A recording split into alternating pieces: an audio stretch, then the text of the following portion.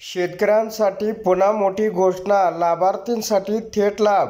आज महाराष्ट्र शासनाचा महत्त्वपूर्ण जी.आर. आलेला आहे।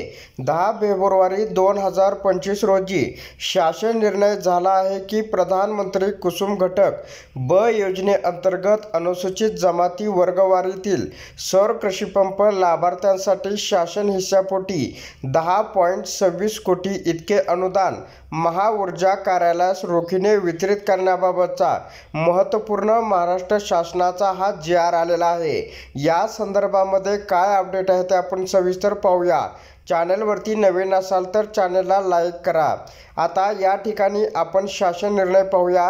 प्रधानमंत्री किसान ऊर्जा सुरक्षा एवं उत्थान महाअभियान कुसुम या अभियानाच्या घटक ब अंतर्गत अनुसूचित जमाती लाभार्थी घटकासाठी आस्थापित करण्यात आलेल्या सौर कृषीपंपाकरता आदिवासी विकास विभागाने या विभागास रुपये 10.26 कोटी म्हणजे 10.26 लाख इतका निधी संदर्भहीन क्रमांक 5 येथील शासन निर्णयान्वये उपलब्ध करून दिला असून सदर रुपये 10.26 कोटी रुपये म्हणजे 10.26 लाख इतका निधी अर्थसंकल्पीय निधी वितरित प्रणालीद्वारे नियंत्रक अधिकाऱ्यामार्फत महासंचालक महाराष्ट्र ऊर्जा विकास अभिकरण पुणे यांना वितरित करण्यास याद्वारे शासन निर्णय या ठिकाणी मंजुरी देण्यात आलेली आहे।